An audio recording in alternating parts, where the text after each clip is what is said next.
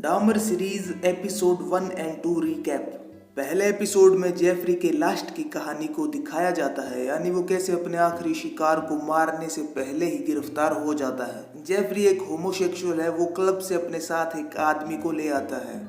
घर पर जाने के बाद वो उसकी कुछ फोटोज खींचता है, लेकिन बाद में जेफरी की हरकतों से वो डरकर वहां से भाग जाता है और अपने साथ पुलिस लेके आ जाता है। और जब पुलिस घर की छानबीन करती है तो उसे जेफरी द्वारा खींचे गए कई और लड़कों की फोटोज भी मिलती है जिसको जेफरी ने ही मारा था।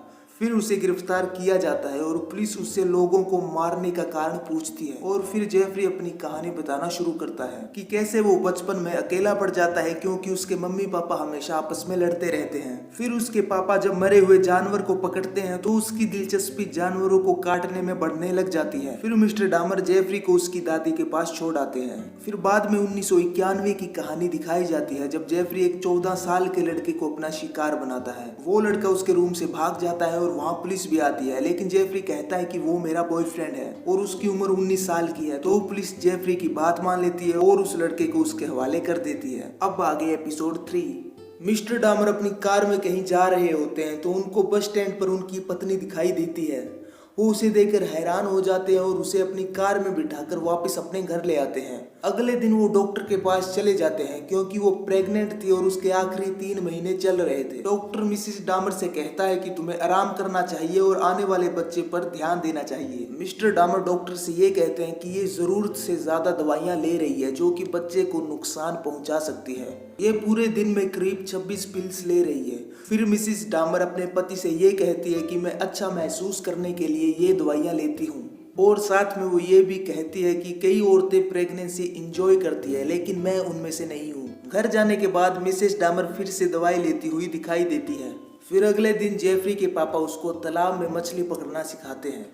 तो मछली को पकड़ने के बाद जब जेफरी उसे काटता है तो उसे इसमें ज्यादा मजा आता है। फिर रात को जेफरी मैगजीन में लड़कियों की फोटोज देख के हस्तमैथुन करने की कोशिश करता है, लेकिन उससे वो संतुष्ट नहीं हो पाता। फिर बाद में वो मछली को काटने और उसे हाथ में मसलने के बारे में सोचकर हस्तमैथुन करने लग जाता है। अगले दिन क्लास में सुअर का डाइसेक्शन किया जाता है तो वो जेफरी को इतना अच्छा लगता है कि वो टीचर से पूछकर एक सुअर की बॉडी अपने घर पर ले आता है। वो एक लड़के से भी पूछता है कि तुम मेरे साथ घर चलो, हम मिलकर डाइसेक्शन करेंगे, लेकिन वो मना कर देता है। इस पर जेफरी थोड़ा उदास हो जाता है। फिर मिस्टर और मिसेस डामर का तलाक हो जाता है और उनके बच्चे की कस्टडी मिसेस डामर के पास आ जाती है। मिस्टर डामर काम के सिलसिले में बाहर चले जाते हैं और मिसेस डामर अपने छोटे बच्चे को लेकर कहीं दूर चली जाती है तो जेफरी अकेला रहने लग जाता है। इस वक्त जेफरी सिर्फ 17 साल का होता है। तो घर पर अकेले रहने के कारण वो रोज शराब पीने लग जाता है और साथ में थोड़ी बहुत जिम भी शुरू कर देता है। वो कई दिन तक अपनी कार के जरिए एक जॉगिंग करने वाले लड़के पर नजर रखता है।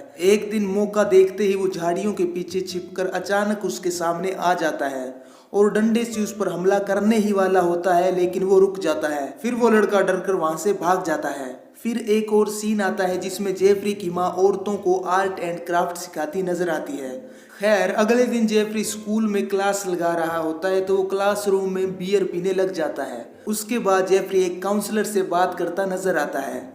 वो जेफरी से उसके इंटरेस्ट पूछती है तो जेफरी कहता है मुझे सड़क पर मरे हुए जानवरों के डाइसेक्शन करने में मजा आता है और मैं जिम भी करता हूँ। फिर एक दिन जेफरी जब कार चलाकर घर की तरफ जा रहा होता है तो उससे एक लड़का लिफ्ट मांगता है। वो कहता है कि मुझे एक कॉन्सर्ट के लिए जाना है, अगर तुम उस तरफ जा रहे हो तो मुझे वहां पर ड्रॉप कर देना।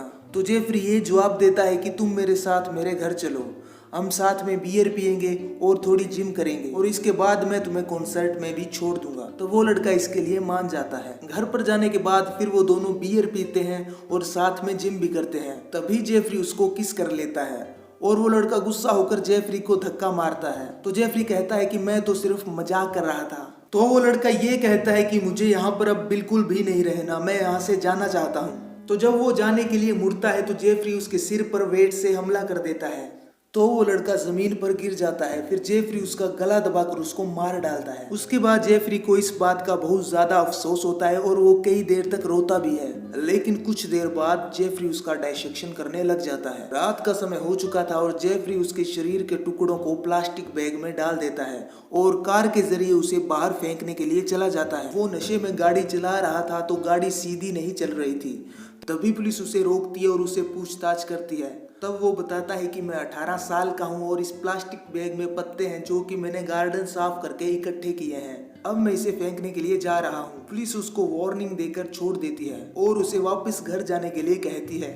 तो वो घर जाकर कुछ बॉडी पार्ट्स के टुकड़े करके उनको टॉयलेट में फ्लश कर देता है और हड्डियों को हथौड़े से तोड़ने लग जाता है। तो इसी के साथ एपिसोड तीसरा भी खत्म हो जाता है। तो एपिसोड 3 में 18 जून 1978 को दिखाया गया है जब जेफरी सिर्फ 18 साल का था और यही वो दिन था जब जेफरी ने अपने पहले विक्टिम स्टीवन मार्क हिक्स को मारा था। स्टीवन को ओहायो के चिपावा लेक पार्क में जाना था, इसके लिए उसने जेफरी से लिफ्ट मांगी थी, लेकिन जेफरी उसे अपने घर ले जाता है और डंबल के जरिए उसको मार डालता है और उसकी हड्डियों को अपने घर के गार्डन में दबा देता है।